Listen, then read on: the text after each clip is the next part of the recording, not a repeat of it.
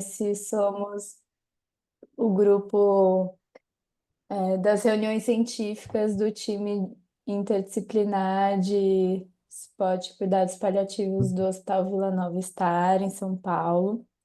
E nós fazemos essas reuniões mensais para discussão de temas aí do campo dos cuidados paliativos. Hoje vamos discutir esse super tema da bioética com a Patrícia, que é psicóloga, psicanalista. Ela é diretora do Núcleo Procriare e gestora de serviços de psicologia dos hospitais da Rede D'Or de São Paulo. E ela está aqui com a gente hoje para discutir bioética. Pati, seja muito bem-vinda. Esse espaço é seu também. Fica à vontade para conduzir aí a gente. Enfim, pessoal, podem comentar, podem mandar no chat algumas dúvidas. A gente tem alguns minutos finais para discussão, comentários, dúvidas. Legal. Então, é isso, Paty. Bom, Palavra com você. Muito obrigada por obrigada. estar aqui. Obrigada, Vicky, Veridiana, que sustentam esse lugar de discussões, né, sobre um tema tão caro, tão importante aí para nossa prática hospitalar. Eu já tive a oportunidade de falar nesse fórum quando ele começou e ele já aniversariou um ano aí, já, né, já quase indo para o segundo, se não me falha a memória. E eu vou fazer aí algumas ponderações e depois eu tenho uma apresentação que eu vou passar rápido, para que a gente tenha uma oportunidade de conversar. Acho que o hospital, ele é eu tenho, acho que acrescentando aí um pouco no meu currículo, né, como psicóloga, coordenadora e gestora de serviços de psicologia, que tem uma oferta de cuidado tanto na área assistencial quanto na área da saúde do colaborador e na prática do ensino e da pesquisa. Minha trajetória foi feita dentro dos hospitais, inteira na Rede D'Or, né? Então, eu tenho e permanecer muito tempo no mesmo lugar tem tem algumas vantagens, e uma delas é a experimentação ali e o testemunho da evolução de boas práticas que, estando numa rede, você consegue disseminar com uma outra velocidade, um outro alcance. E aí eu estou, nesse momento, presidente do Comitê de Bioética aqui do Vila Nova Star, que foi um desafio que o diretor, na época, que hoje é o nosso vice-presidente, doutor Zé Jair, me fez essa provocação, pedido, né, de organizar isso no Itaim, e a partir dali, a oportunidade de levar, enfim, essa boa prática para outros hospitais da rede, principalmente do nosso complexo ali dessa regional. Não foi um pedido fácil, à medida que ele, para ter efeitos, né, ele precisaria de uma entrada e de uma interlocução com outras áreas do hospital, ter efetividade ali na sua construção e na sua atuação. Ele precisaria dessa entrada, né, dessa interface aí com outras áreas e do apoio, principalmente da alta gestão, de sustentar efetivamente espaços que a gente pudesse falar de temas mais difíceis, mais complexos. E diferente, talvez, e aí aqui eu estou dando a minha opinião, de outros fóruns institucionais que nós temos o hábito de discutir a clínica, a partir do objetivo de pensar aí o melhor desfecho para o paciente. Esse lugar de sustentação, de discussões que não obrigatoriamente precisam de uma conclusão, na minha opinião, não é uma prática comum dentro dos hospitais. Tenho a impressão que o hospital ele é o lugar da urgência e da emergência, e que nós precisamos ocupar ali um tempo de pensar como uma força mesmo, né, de um muro de arrimo que dê conta da gente criar espaços como esses para, obviamente, trazer algum conteúdo, né? Eu acho que esse espaço é um espaço que as coordenadoras se propõem a fazer uma curadoria da informação que auxilia as pessoas interessadas no tema cuidados paliativos a entrar nessa discussão um pouco mais adiante, né? Dado que a gente tem uma infinidade de publicações e discussões em relação ao tema, mas acima de tudo que a gente possa usar esse fórum para pensar os desafios do trabalho a partir do eixo cuidados paliativos e aí o convite da bioética, tá?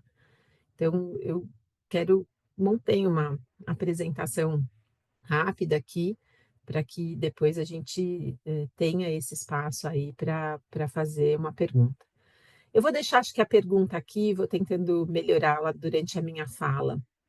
Eu queria escutá-los, né, dentro da realidade de vocês, e aqui a gente tem representantes da prática dos cuidados paliativos, né, da clínica dos cuidados paliativos dentro do Hospital Vila Nova Star, que é um hospital que apoia, né, e sustenta aí, como todos da rede, mas obviamente que com, com uma infinidade de recursos que eh, garantem, né, enfim, conversas mais demoradas sobre a complexidade do trabalho. E a pergunta que eu faço é se vocês compreendem que as discussões que acontecem dentro, no caso, né, do Comitê de Bioética, qual é a função, a utilidade que essas discussões tiveram? A gente já teve algumas discussões no Comitê de Bioética que tinha como eixo central o tema cuidados paliativos. De que forma, seja no Vila Nova, seja em outros lugares que vocês estão, as discussões dentro dos comitês de bioética contribuíram, né, para a implantação e a sistematização e o avanço das discussões sobre cuidados paliativos. Então, essa é a pergunta que eu deixo, né? Se esse lugar é um lugar que favorece a gente pensar no avanço aí dessas discussões dentro das áreas assistenciais. E foi a partir dessa pergunta que eu fiz uma breve apresentação. Então, divido com vocês.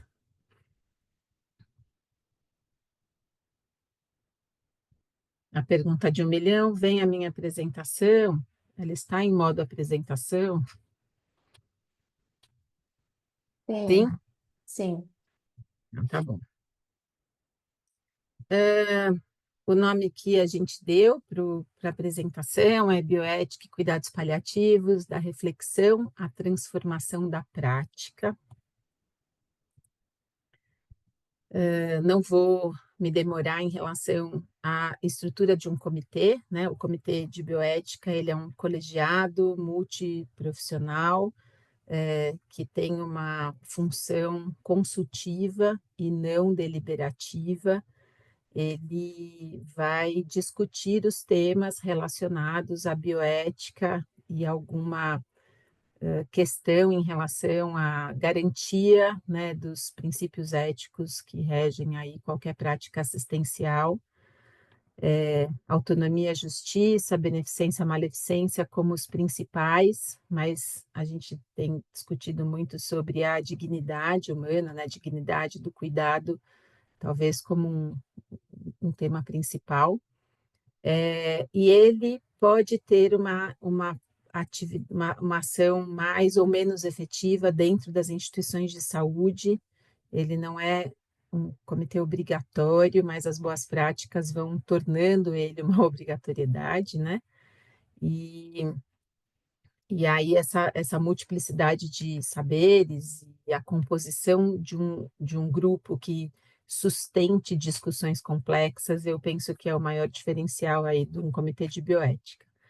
Ele pode ter pessoas que serão, né, enfim, consultores especializados que você pode recorrer eventualmente para ampliar as discussões sobre aquele tema, e a operacionalização dessas discussões, né, trazendo uma celeridade ali uma acessibilidade no uso do comitê e uma celeridade nas discussões, para que, de alguma forma, esta consulta, né, oriente não, contribua para a tomada de decisão de quem ou do grupo que traz uma pergunta, é o maior desafio. Acho que é operacionalizar ali o funcionamento de um comitê, garantindo também a sua função educativa. Então, ter uma agenda constante de discussões que fomentem, enfim, ajudem a responder os dilemas do dia a dia. E em algumas experiências um pouco mais avançadas, eu não sou uma eticista, né? A partir desse convite, eu fui me interessar por isso. O ano passado, nós tivemos oportunidade no Hospital Vila Nova Star, na Maternidade Star e no Hospital Itaim, de trazer dois eticistas sêniores, a Lumaira Marques e o Marcelo Godoy, que são conhecidos de quem trabalha aqui na Redditor, para formar os integrantes dos comitês de bioética dessas 3 unidades que participam do mesmo complexo, tornando essas pessoas facilitadores éticos. E essas discussões foi uma formação robusta, né, para tempos de hospital. A gente teve, acho que 6 encontros, se eu não me engano, enfim, de 2 horas, que é o tempo regular, 5 ou 6 encontros. É, nós tivemos oportunidade de olhar um pouco os conceitos que sustentam essas discussões, mas experimentar aí a discussão em situações do cotidiano do hospital, como uma ferramenta de formação desses facilitadores, né? Então, eu acho que o nome, né, formação, já diz disso, né? Você tem que continuamente ser essa pessoa que contribui, não para que a gente tome decisões, mas que a gente tenha uma cultura da bioética, que ela esteja, que ela permeie todos os lugares de discussões dos casos clínicos e das atividades práticas ali que a gente tem dentro de um hospital. Isso vai acontecer no Safety Huddle, na visita multi da unidade, na reunião de absenteísmo, quando a gente vai pensar a saúde do colaborador, enfim, todos esses fóruns dos dispositivos institucionais que a instituição tem na sua rotina para pensar isso. Então, a ideia é que esses facilitadores, eles contribuam para uma identificação precoce, não sei se é o melhor termo, mas numa identificação de situações que poderiam, de alguma forma, resvalar nesses limites e buscar uma boa prática que já saiu de alguma discussão anterior. Então, que a gente vá criando uma série histórica para que os casos que pedem, né, a discussão do Comitê de Bioética, eles não sejam inéditos. E essa é a pergunta. A gente consegue criar uma série histórica e, a partir dela, ações que facilitem o trabalho de quem está ali na ponta? Sem que todas essas perguntas que vão discutir, paliativos é um clássico, né? Mas essas situações que eventualmente são os temas de pedido de consulta de um comitê precisem sempre ser pensados como uma forma inédita. O que as outras discussões nos ensinam? Então, a partir daí, a bioética em cuidados paliativos representa um dos campos mais desafiadores, né, da prática médica e multiprofissional, envolvendo dilemas profundos sobre vida, morte, dignidade, qualidade de vida. Vou explorar rapidamente como a bioética não apenas orienta, mas ela também pode transformar a prática clínica dos cuidados paliativos, analisando casos reais, um caso vivido por nós, outros 2 que eu retirei do livro Bioética e Cuidados Paliativos, da Luciana Dadalto e da Úrsula Guirro, tá? Então, um é um caso real, outros que foram inspirados ali, foram retirados desse livro, que é um livro de referência, para ilustrar essas decisões bioéticas concretas e a forma como ela impacta o paciente, a família e a equipe, refletindo o papel da equipe na construção desse cuidado, né? E aí não é só o cuidado paliativo, mas o cuidado em geral, sempre alinhado aos princípios éticos.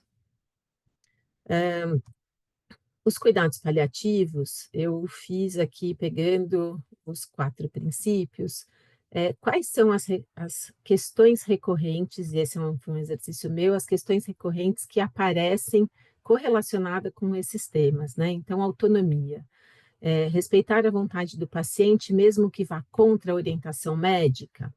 Então, como que eu posso transformar o conceito de um princípio nas situações que aparecem no cotidiano do hospital? Esse foi o exercício que eu fiz para trazer a nossa discussão aqui. A autonomia torna-se relativa quando o paciente está inconsciente ou incapaz de tomar decisões? São perguntas que aparecem no nosso cotidiano ali do hospital, né, nesses fóruns em grupo que a gente tem, nesse dispositivo institucional. Um desafio frequente é lidar com um conflito entre o desejo da família e o melhor interesse do paciente.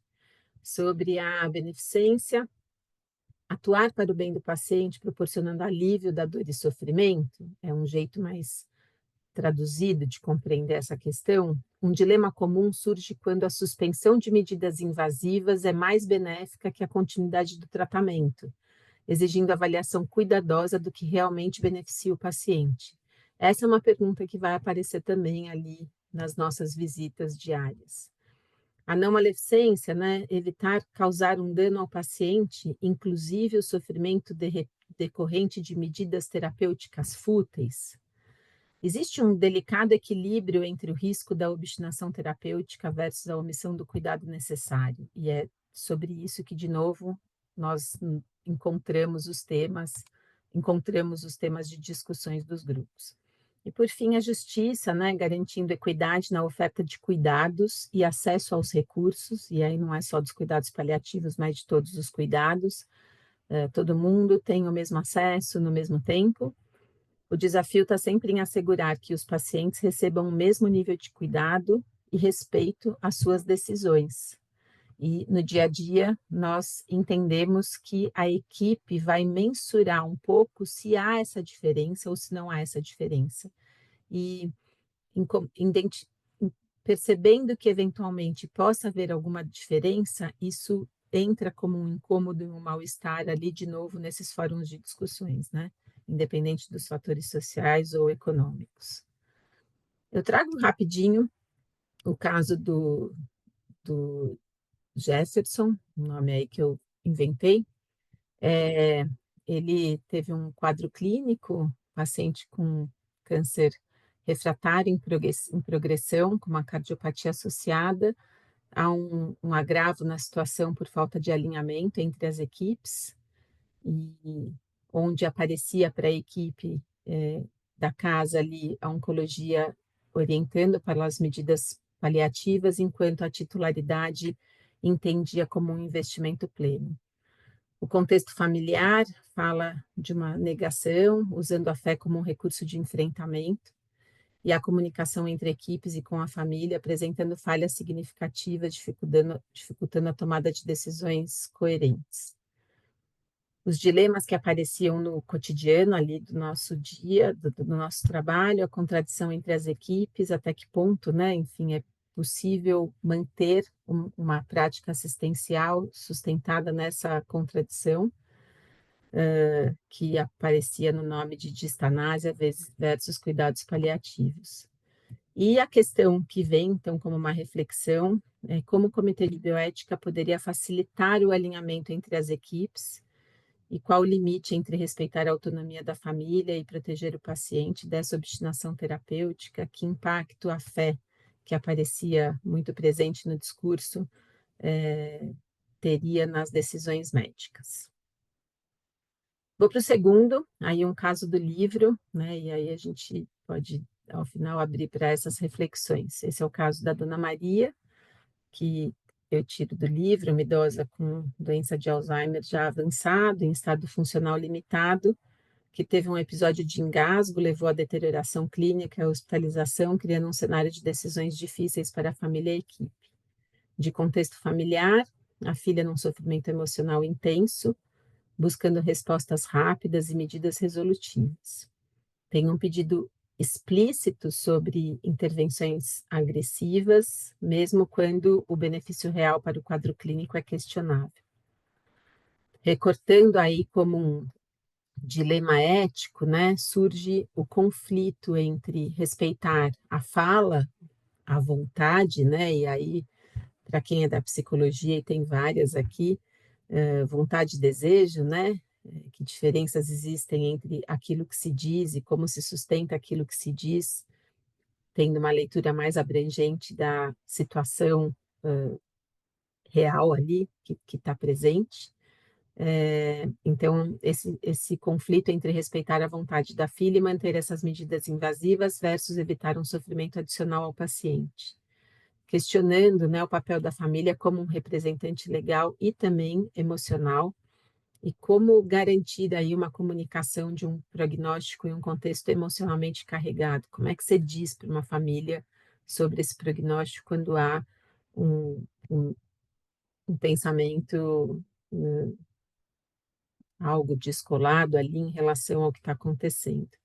As questões para reflexão, seguindo essa mesma ordem que eu fiz de avaliação do caso, depois tem mais um, como orientar a filha sem desrespeitar seu papel como cuidadora. São questões que aparecem no dia a dia. É esse o meu exercício de criar esse fluxo, porque é na ponta que essas perguntas aparecem.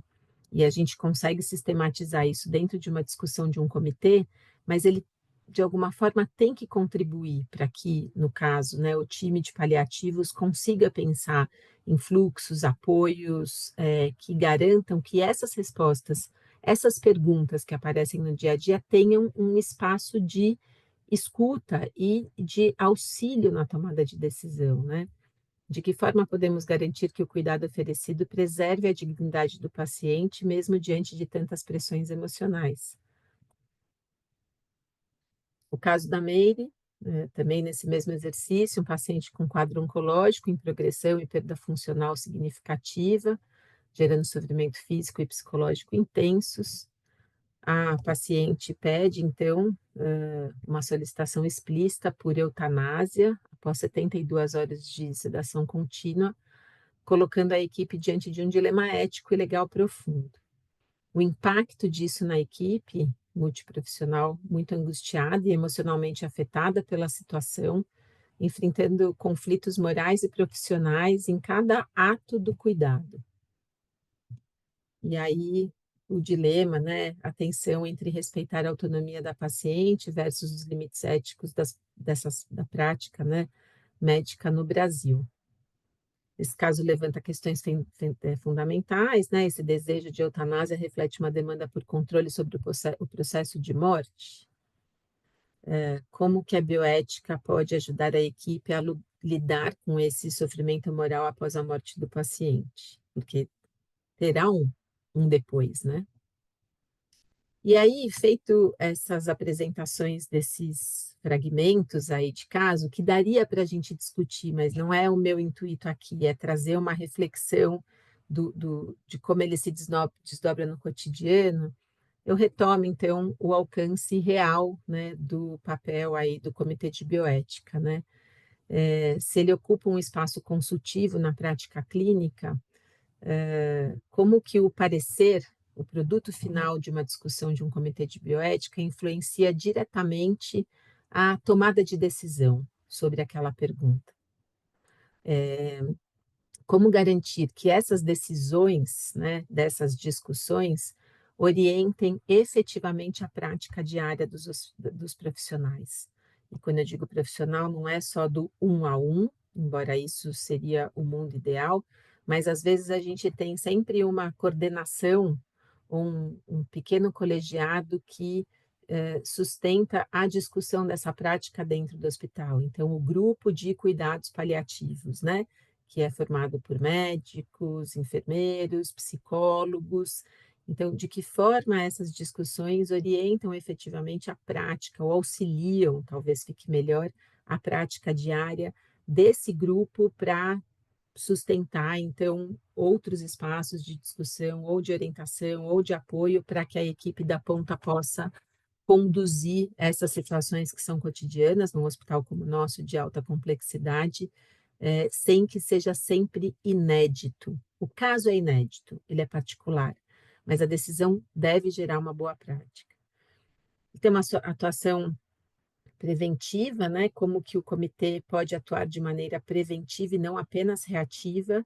Essa é uma pergunta que eu tenho me feito e que eu gostaria de escutá-los, né? Quando eu disse da formação dos facilitadores, de que forma a gente pode continuar essa formação, de tal modo que os facilitadores, que são personagens e profissionais especializados ativos, inseridos ali na cena hospitalar, eles consigam identificar, trazer o que foi discutido, né? Ele seja um facilitador mesmo da junção entre essas discussões e as respostas que surgem no cotidiano da nossa prática.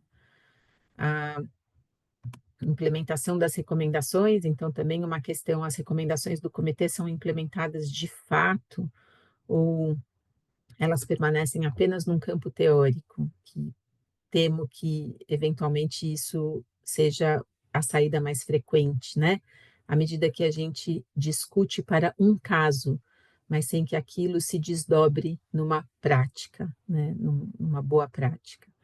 Como transformar orientações bioéticas em ações concretas que beneficiem pacientes e equipes, né? E os desafios reais que nós temos em relação a esse fórum que sustenta, né, o espaço de discussões tão complexas, que é a resistência institucional, os conflitos com diretrizes administrativas que frequentemente limitam a efetividade do comitê, né? Esse é um ponto de interrogação, e como superar esses obstáculos. Bom, tentando responder a isso, né? Porque aí vocês convidam para falar e a gente vai tentar perguntar e tentar responder, né? Como é possível fazer essa transformação na prática clínica, né? Uma clareza nas decisões, então a bioética proporciona maior clareza nessa tomada de decisões difíceis, tentando estabelecer alguns parâmetros que orientam a equipe em situações de incerteza. Isso tem efeitos imediatos, né? Que é a redução aí da angústia profissional e da melhora da qualidade do cuidado oferecido. Não é incomum que esse recurso seja a orientação da lei. Então, o que diz a lei? A gente recorre à lei, liga o jurídico, né, como grande detentor aí da leitura mais apurada dos parâmetros legais que orientam o trabalho dentro de um hospital. Não é incomum que a orientação ou a consulta final venha deles. Eu acho que isso é um bom termômetro para medir, de fato, a maturidade dos comitês de bioética. Se você pode usar o jurídico como um consultor especializado e não é ótimo quando eles participam efetivamente, mas às vezes o setor jurídico de um hospital tem que dar suporte para muitos hospitais e você não consegue disponibilizar sempre uma pessoa para compor dentro daquela unidade o comitê, mas que eles sirvam, de novo, como uma consulta e não como uma decisão final, sabe? É isso, é lei. Porque se tem algo que está sempre na fronteira, são essas discussões que acontecem no Comitê de Bioética. É uma comunicação aprimorada, esse é um desafio, essa tradução desses dilemas em práticas, em orientações, né? Essa abordagem melhora significativamente a comunicação com pacientes e familiares, tendo um espaço de transparência e confiança. As conversas difíceis são melhores estruturadas quando elas partem de um lugar comum, quando tem uma diretriz que sustente a conversa corajosa ou a conversa difícil. Tende a ter uma redução de conflitos, a integração desses princípios reduz os conflitos entre todas as equipes que participam do cuidado, né, promovendo um trabalho mais colaborativo, e embora essa seja uma palavra bastante utilizada, nem sempre eu acho que ela consegue de fato revelar o que ela se propõe, né? Como que esse grupo tende a ter uma colaboração num hospital, todos os hospitais, né, que tem um corpo clínico aberto, que você vai ter essa interface entre as equipes da casa, né, e o corpo clínico aberto que confia, né, no hospital e na equipe do hospital para compartilhar e executar ali as diretrizes de cuidado, né? Então, isso é um trabalho colaborativo. Lembrando que a decisão ética ela não deveria ser uma decisão individual, mas coletiva, né? Porque se o bem do indivíduo está acima do bem do grupo, a gente não está dentro de um grupo, né? Essa frase bastante conhecida, meu interesse não pode ser maior do que o interesse do grupo. E a segurança emocional, a atuação colegiada baseada nos princípios bioéticos, proporciona uma maior segurança emocional para a equipe diante das decisões difíceis, reduzindo o risco de sofrimento moral, de burnout, enfim. Por fim, reflexões finais e próximos passos. Se eu pudesse colocar isso dentro dessa pirâmide, né?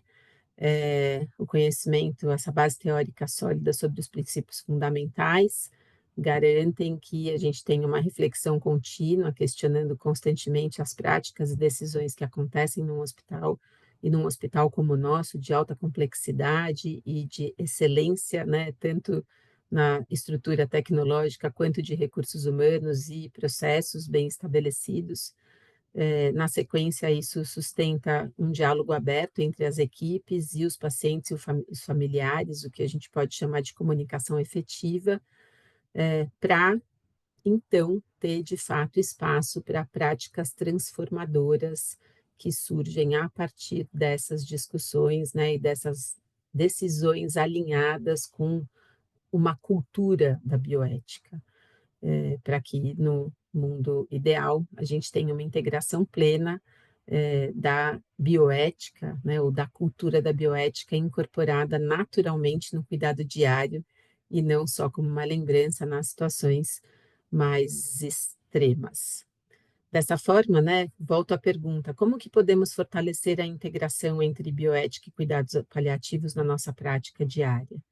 Esse é um convite, né, para deixarmos aí uma reflexão contínua e lembrando que a jornada da bioética nos cuidados paliativos não termina aqui, por óbvio, ela se renova a cada paciente, a cada decisão, a cada momento do cuidado, então particularizar o caso é necessário, né, porque cada um é um, né, a estatística mata o sujeito, é uma frase que a gente usa, né, ela nos serve, mas na hora que a gente está lá, nós somos um, né, nós inauguramos ali, a gente até pode confirmar a estatística, mas a forma como cada um vive, não se reduz à estatística, né? Enfim, então abro aqui para dialogar. Era esta a minha fala. Muito bom, Paty, obrigada. É sempre muito bom te ouvir. É, e acho que foi muito interessante esse recorte aí do tema da bioética a partir do tema dos comitês, né? Porque, de fato, essas discussões são discussões para se ter em fóruns, em mais de um, né? Em pares, em coletivos. São discussões para extrapolar um único profissional, né? São discussões muito complexas e a decisão final nunca vai ser puramente a lei, né? E nunca vai ser puramente a opinião individual também. Então, de fato, é um tema e um campo que convoca as trocas, as partilhas, né? Seja em comitê, seja no dia a dia, que isso possa circular, né? Enfim. E vamos circular, né, gente? Estamos abertos aí às perguntas, às dúvidas. Podem abrir o microfone, podem mandar no chat, como preferirem. Todos aqui participam de comitês de bioética, já tiveram essa experiência ou têm?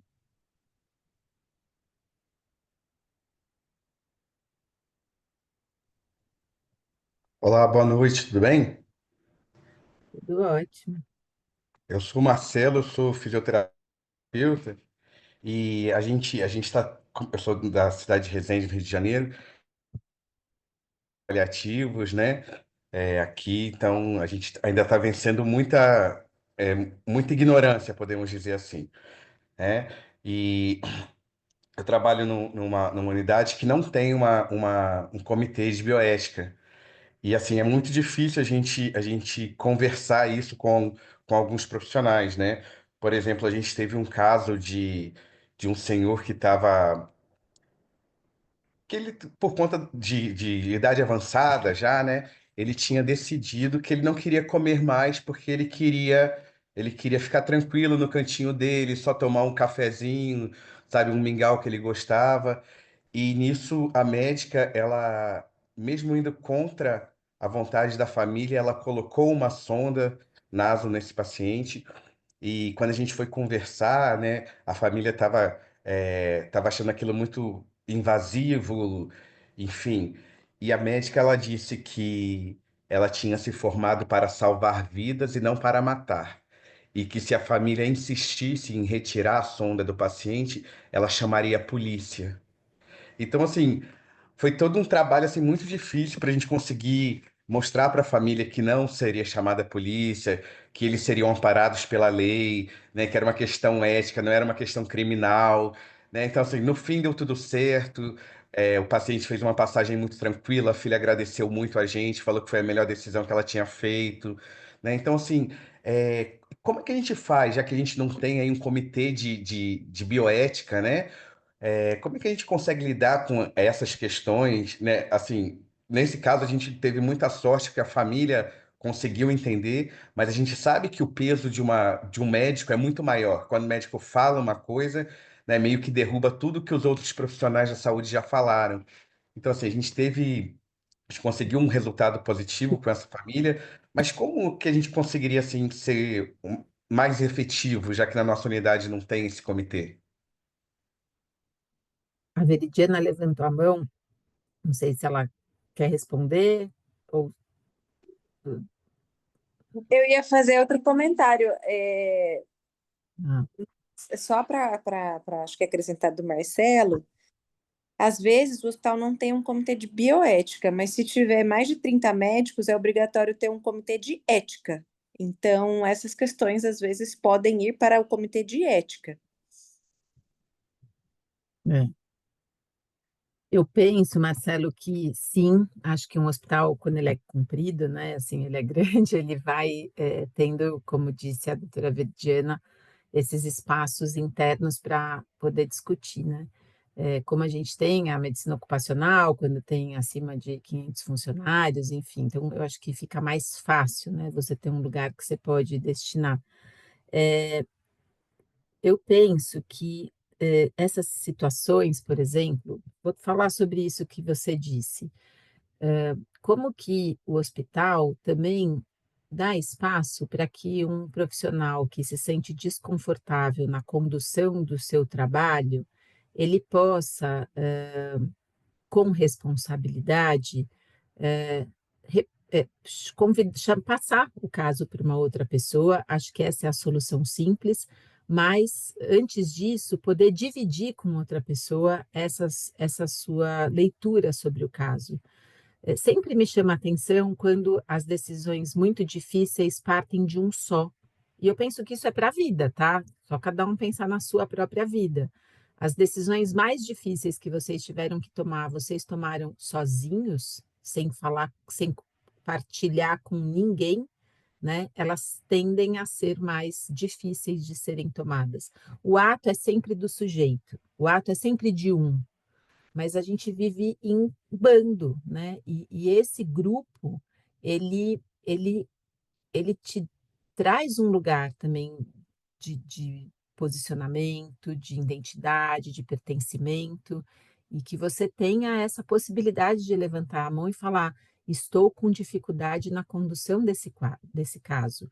E eu entendo que isso depende muito da cultura de uma instituição, né? Também poder permitir que as pessoas digam das suas dificuldades na condução e, eventualmente, possam, inclusive, no limite, de forma responsável, se retirar desse lugar e passar essa decisão ou essa condução para um outro colega.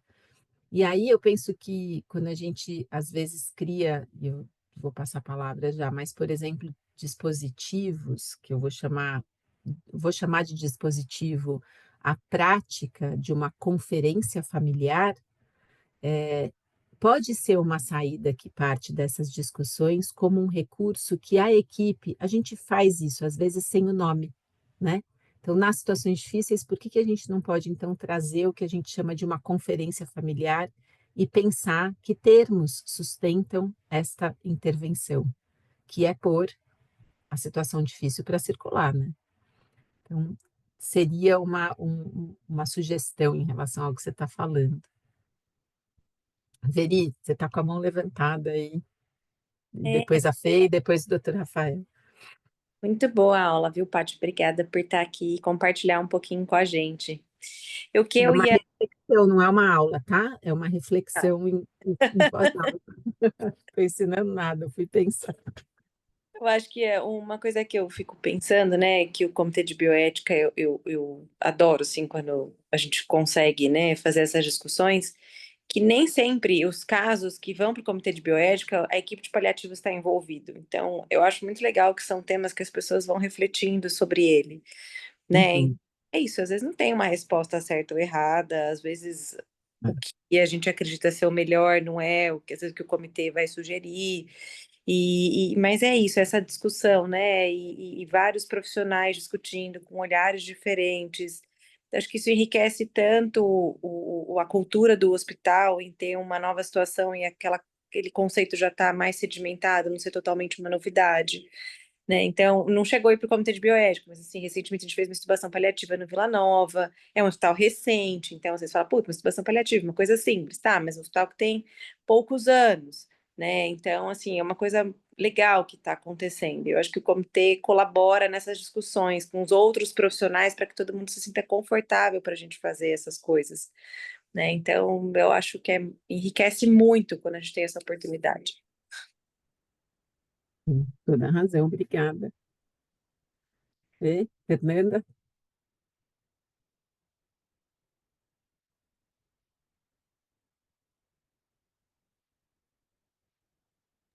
Será que Pronto, ela consegui achar o microfone, porque eu estou no celular, o microfone subiu. Primeiro, né, assim, foi ótimo, né, o que você sempre traz reflexões boas e a gente, apesar aí, né, da distância geográfica, tem feito uma interlocução bacana nos últimos tempos. Eu levantei a mão antes de você falar, mas era justamente o que eu ia colocar. Não, assim, só para dizer que a gente está alinhada, né? a Porque gente justamente o pensa que eu na ia mesma direção. o que eu ia colocar justamente é que pode parecer o caminho mais fácil, uma crítica à atitude do profissional, mas a gente não pode deixar de lado também que existe um sofrimento psíquico, muitas vezes, do lado do profissional, e que a gente tem que pensar, né, justamente em dispositivos, né, para tratar disso também, né? Então, acho que é um aspecto importante.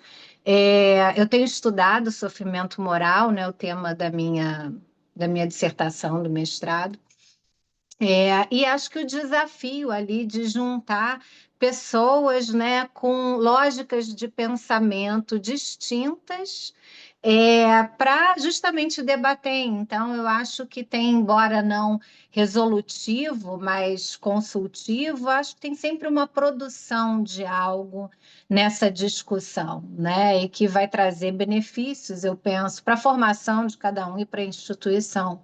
Bacana esse espaço. Obrigada. Fernanda é uma grande parceira do trabalho que se tornou uma grande amiga também. Obrigada, Fê. Doutor Rafael está com a mão levantada.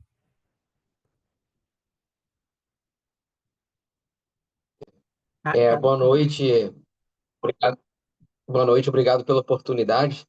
Eu sou médico aqui do Rio de Janeiro, eu sou chefe da clínica de geriatria do hospital e presidente da comissão de cuidados paliativos do Hospital Nova Marcílio Dias, coordenador aqui da residência também em geriatria, sou paliativista também, e a gente tem isso muito frequente, que ele colocou, né, na questão não frequente nesse contexto de receber essa questão dessa ponderação do colega, mas é uma dificuldade muito grande. Essa, na prática geriátrica, o uso de dispositivos em demência em fase avançada, e não gastrostomias, e não intervenções, isso é um dilema que é importante.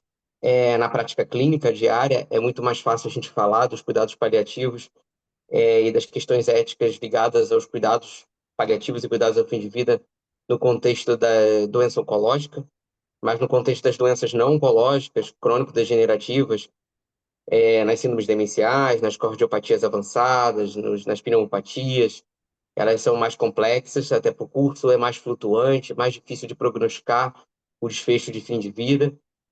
E a conferência familiar é o instrumento que a gente utiliza aqui o tempo todo para a construção desse cuidado partilhado e integrado com a família e com todos os atores desse processo.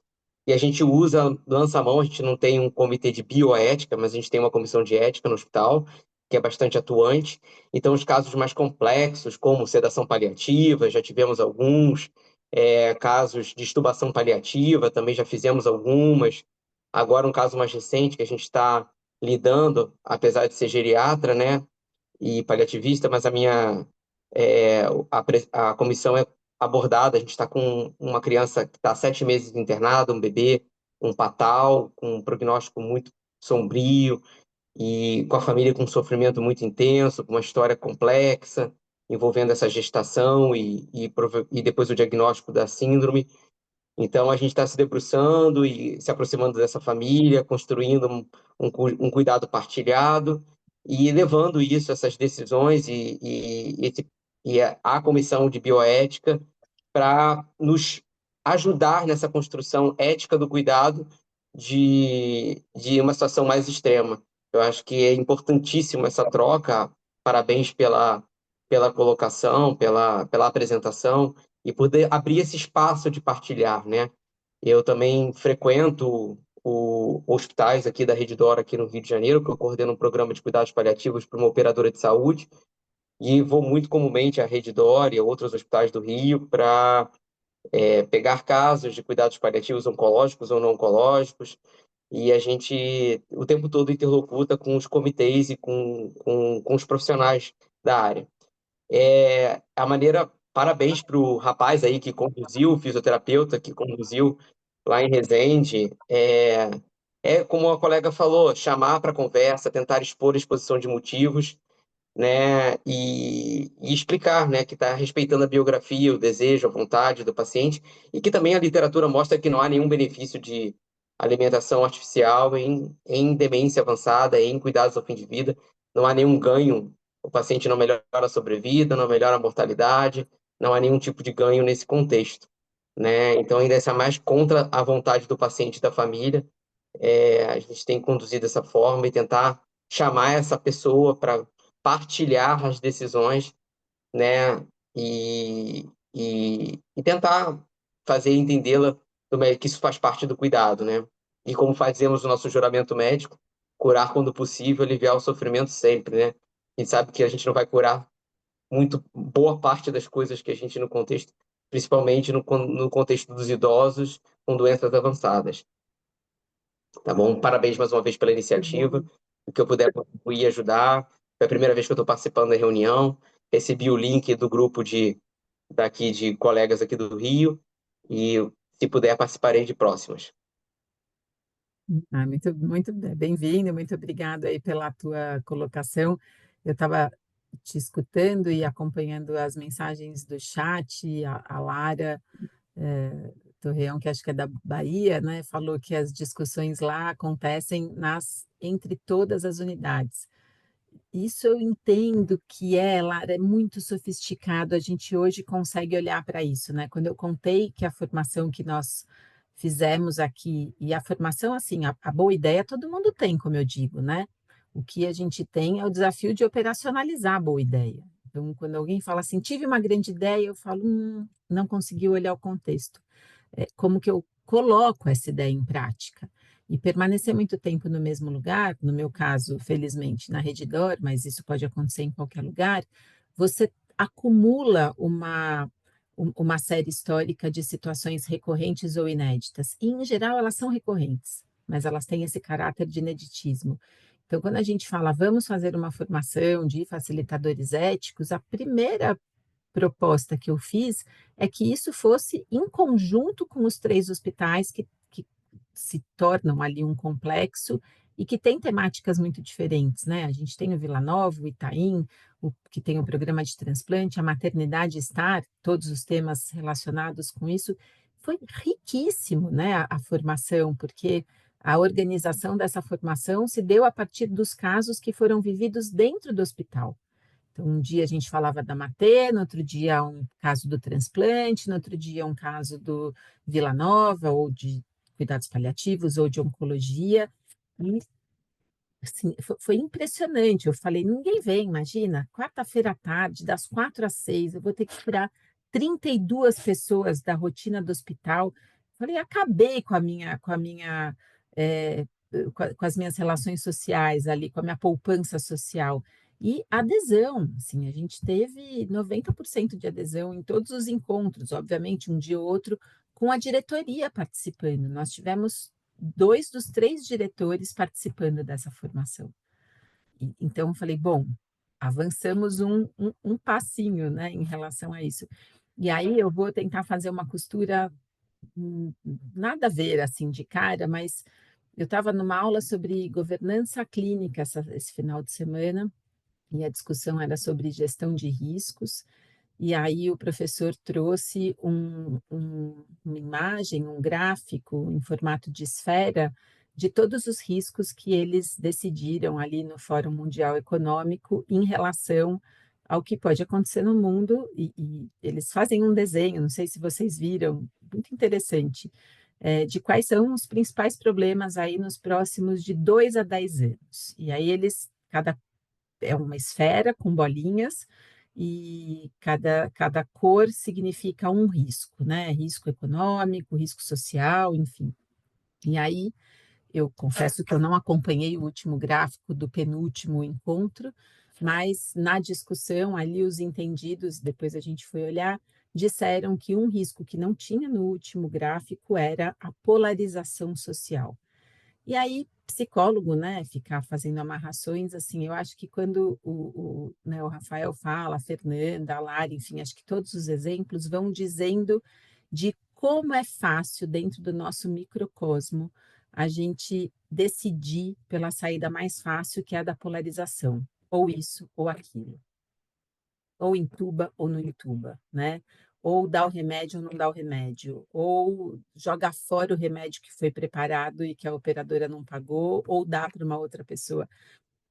É sustentar esses espaços, penso que é o maior desafio. E são, assim, só é possível se a gente fizer essas pequenas coisas, que é de fato ter uma discussão que é coletiva, né? Do contrário, é um risco mundial a polarização. Eu estou juntando uma coisa com a outra, entendeu? Mas fala, Veri. A gente sempre brinca assim, né? Duvide do médico que tem muitas certezas, né? De qualquer pessoa, né, bem? Eu tô usando isso na vida, assim. A pessoa fala, Sim, não tem como mudar. Eu falo, ih, meu Deus, sério? Vamos lá, né? é, Vamos. entre o preto e o branco tem tantas nuances de cinza que não é uma regra, né? E às vezes até um cenário, vamos dizer assim, que é mais óbvio, vai, vamos dizer assim, um paciente já numa fase terminal, que ali você decide fazer um novo tratamento, né? Mas tem todo um contexto, tem outras coisas envolvidas, né? Nem sempre é só o biológico, né? A gente tem que olhar para outras coisas.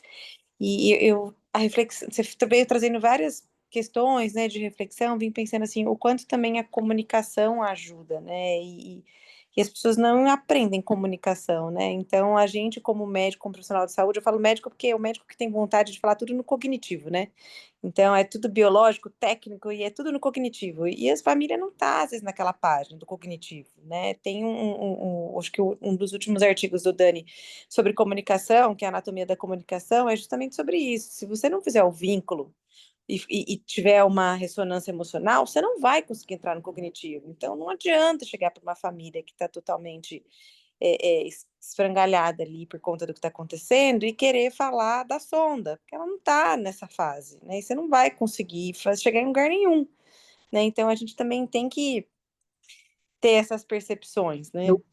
Eu penso, Veri, que eu acho que assim a comunicação ela é fadada ao insucesso e ao mesmo tempo é ela que nos torna tão assim, tão nós somos interessantes porque a gente se comunica, né? Porque diferente das outras espécies, a gente consegue antever assim, antecipar o futuro, não largar o passado. Então a gente pensa, né? E esse exercício do pensamento ele faz com que a gente esteja além do mundo, né? As coisas até podem acontecer ao acaso, mas nada se mantém como acaso, porque no minuto seguinte daquele acontecimento a gente atribui um significado.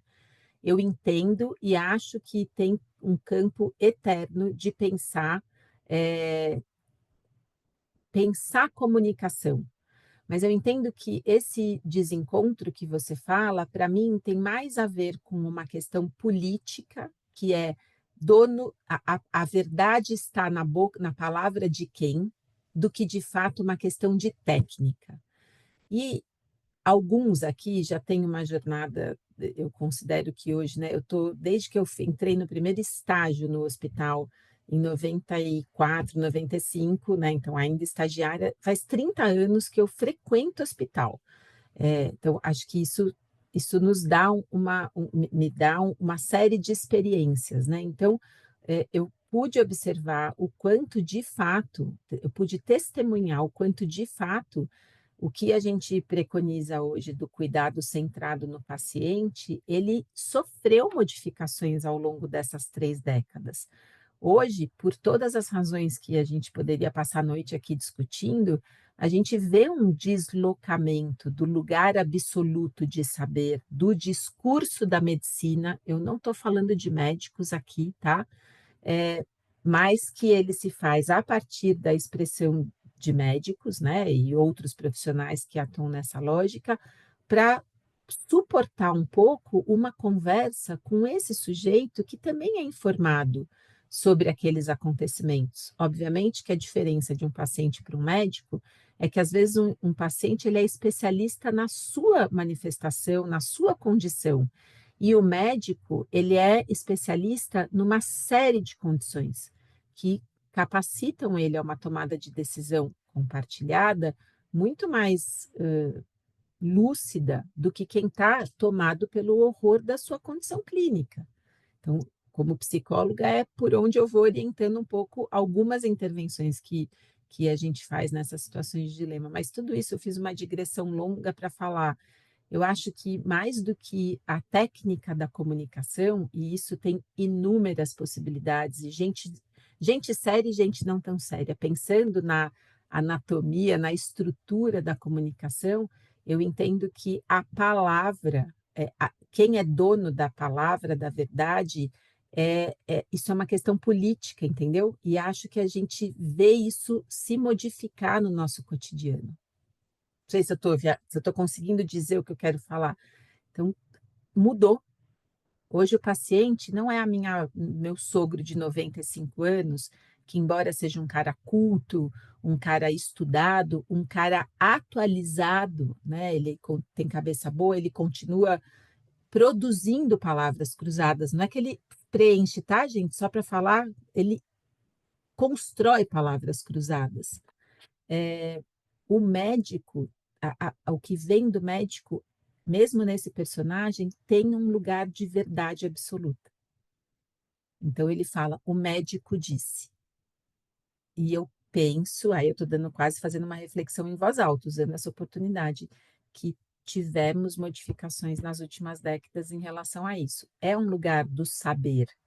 E rezo todo dia para vocês, entendeu? Porque provavelmente vou ter que usá-los em algum momento, né? Mas é um lugar que exige uma discussão. O que a gente vê aí com as famílias é eu sei, eu posso, eu tenho direito. Então, não é só a técnica, é suportar esses espaços, é o que o Rafael falou. Olha, a gente também usa aqui, lá no nosso cardápio de intervenções, né? Eu brinco que é assim que a gente tem que ser, porque isso facilita a vida da equipe. temos aqui um recurso que chama conferência familiar. Nós vamos solicitar uma conferência familiar. E aí você vai ter que conversar. É um tema legal. Gosto de discutir isso. Caraca, 9:05. Eu pedi para a Vicky, que eu estava sem aqui, o link da imagem dos riscos. Não olhem agora, porque pode ser que cause um pouco de angústia e não é bom para uma segunda. Deixa, deixa assim para amanhã de manhã, que vai ter tempo de conversar com alguém. Para quem quiser olhar, tá no chat, viu, gente? E também tá a playlist com as aulas anteriores. Essa aula também vai estar gravada. Essa reflexão, né, Tati? É uma Esse reflexão encontro total. vai estar gravado e sempre vai para essa playlist do IDOR, a quem interessar. Pessoal, Bom, nós gente. temos